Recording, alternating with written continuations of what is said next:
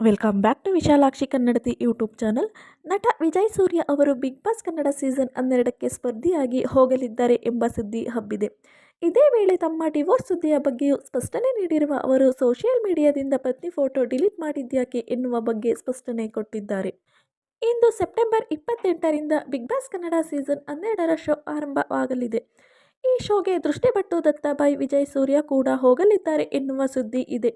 ಸೀರಿಯಲ್ನ ಹೆಂಡಿಂಗ್ನಲ್ಲಿ ಇವರು ಕಾಣಿಸಿಕೊಳ್ಳದೇ ಇರುವುದಕ್ಕೆ ಇವರು ಹೋಗುವುದು ಕನ್ಫರ್ಮ್ ಆಗಿದೆ. ಅಂದಹಾಗೆ ವಿಜಯ್ ಸೂರ್ಯ ಅವರಿಗೆ ಮದುವೆಯಾಗಿ 2 ಮಕ್ಕಳಿದ್ದರೂ ಹುಡುಗಿಯರಿಗೆ ಅವರ ಮೇಲಿನ ಕ್ರೇಜ್ ಏನೂ ಕಮ್ಮಿ ಆಗಿಲ್ಲ. ಚಾಕೊಲೇಟ್ ಬಾಯ್ ಎಂದೇ ಫೇಮಸ್ ಆಗಿರೋ ನಟ ದೃಷ್ಟಿಬಟ್ಟು ಸೀರಿಯಲ್ನಲ್ಲಿ ರೌಡಿ ಪಾತ್ರದಲ್ಲಿ ಮಿಂಚಿದ್ದರು. ವಿಜಯ್ ಸೂರ್ಯ ಅವರಿಗೆ ಸಖತ್ ಹಿಟ್ ಕೊಟ್ಟಿದ್ದು ಅಗ್ನಿಸಾಕ್ಷಿ ಸೀರಿಯಲ್. 6 ವರ್ಷಗಳಿಗೂ ಅಧಿಕ ಕಾಲ ಈ ಸೀರಿಯಲ್ ಪ್ರಸಾರ ಆಗಿತ್ತು. ಬಳಿಕ ನಟ ಜೊತೆಯಲ್ಲಿ ಧಾರಾವಾಹಿಯಲ್ಲಿ ಅತಿಥಿ ಪಾತ್ರ ಮಾಡಿದ್ದರು. ಆಮೇಲೆ ಪ್ರೇಮಲೋಕ ಧಾರಾವಾಹಿಯಲ್ಲಿಯೂ ನಟಿಸಿದ್ದರು. ಧಾರಾವಾಹಿಗಳ ಜೊತೆಗೆ ಅವರು ಸಿನಿಮಾ ಕೂಡ ಮಾಡುತ್ತಿದ್ದಾರೆ. ಕಿರುತೆರೆಯಿಂದ ಬೆಳ್ಳಿತೆರೆಗೆ ಕಾಲಿಟ್ಟ ಹಲವಾರು ನಟ ನಟಿಯರು ಸ್ಟಾರ್ಗಳಾಗಿ ಮೆರೆಯುತ್ತಿದ್ದಾರೆ. ಕೆಲವರಿಗೆ ಅದೃಷ್ಟ ಒಲಿಯುವುದಿಲ್ಲ.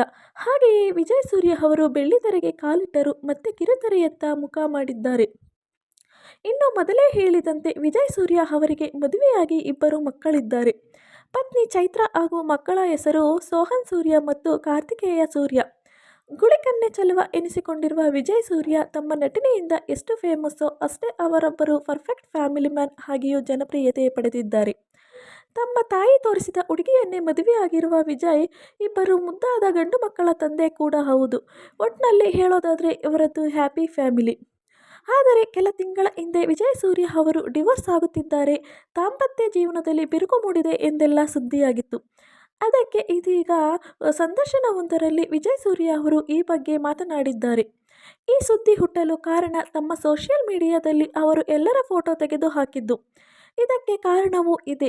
ಎಐ ಹಾವಳಿ ಹೆಚ್ಚಾಗುತ್ತಿದ್ದ ಹಿನ್ನೆಲೆಯಲ್ಲಿ ಅದರ ದುರುಪಯೋಗ ಆಗಬಾರದು ಎನ್ನುವ ಕಾರಣಕ್ಕೆ ಫ್ಯಾಮಿಲಿ ಫೋಟೋಗಳನ್ನು ಡಿಲೀಟ್ ಮಾಡಿದ್ದರು. ಅದರಲ್ಲಿ ಪತ್ನಿ ಫೋಟೋ ಕೂಡ ಡಿಲೀಟ್ ಆಗಿತ್ತು. ಇದೇ ಕಾರಣಕ್ಕೆ ಅವರ ಬಾಳಲ್ಲಿ ಬಿರುಗಾಳಿ ಮೂಡಿದೆ ಎಂದು ಕೆಲವು ಯೂಟ್ಯೂಬರ್ಗಳು ವಿಡಿಯೋ ಹರಿಬಿಟ್ಟಿದ್ದರು. ಅದಕ್ಕೆ ಉತ್ತರ ನೀಡಿರುವ ನಟ, ನಾನು ಎಐ ಕಾರಣದಿಂದ ಡಿಲೀಟ್ ಮಾಡಿದ್ದೆ. ಅದರಲ್ಲಿ ನನ್ನ ಮಕ್ಕಳು, ಅಪ್ಪ ಅಮ್ಮನ ಫೋಟೋ ಕೂಡ ಡಿಲೀಟ್ ಮಾಡಿದ್ದೆ. ಆದರೆ ಇವರ ಕಣ್ಣಿಗೆ ಪತ್ನಿಯ ಫೋಟೋ ಮಾತ್ರ ಕಾಣಿಸಿರಬೇಕು. ಏನೇನೋ ವಿಡಿಯೋ ಮಾಡಿ ಹರಿಬಿಟ್ಟರು. ಮೊದಲಿಗೆ 1 ಇದ್ದ ವಿಡಿಯೋ ಕೊನೆಗೆ 10, 100 ಆಯಿತು ಎಂದಿದ್ದಾರೆ. ಇದನ್ನೆಲ್ಲ ನೋಡಿ ನಾನು ಮತ್ತು ಚೈತ್ರ ನಗುತ್ತಿದ್ದೆವು ಎಂದಿರೋ ನಟ, ನಿಮಗೂ ಒಂದು ಫ್ಯಾಮಿಲಿ ಇರುತ್ತೆ. ಬೇರೆಯವರ ಫ್ಯಾಮಿಲಿ ಬಗ್ಗೆ ಬರೆಯುವಾಗ ನಿಮ್ಮ ಕುಟುಂಬದ ಬಗ್ಗೆಯೂ ಸ್ವಲ್ಪ ಯೋಚನೆ ಮಾಡಿದರೆ ಚೆನ್ನಾಗಿರುತ್ತೆ. ಸುಮ್ಮನೆ ಲೈಕ್ಸ್ ಶೇರ್ಗಾಗಿ ಹಾಗೆ ಮಾಡುವುದು ಸರಿಯಲ್ಲ ಎಂದು ನಟ ಹೇಳಿದ್ದಾರೆ. ಅದೇ ವೇಳೆ ನಟಿ ವೈಷ್ಣವಿ ಗೌಡ ಅವರ ಮದುವೆಯ ದಿನ ನಾನು ಮತ್ತು ಚೈತ್ರ ಹೋದಾಗ ಬಹುತೇಕ ಎಲ್ಲರ ವಿಷಯ ಗೊತ್ತಾಗಿತ್ತು.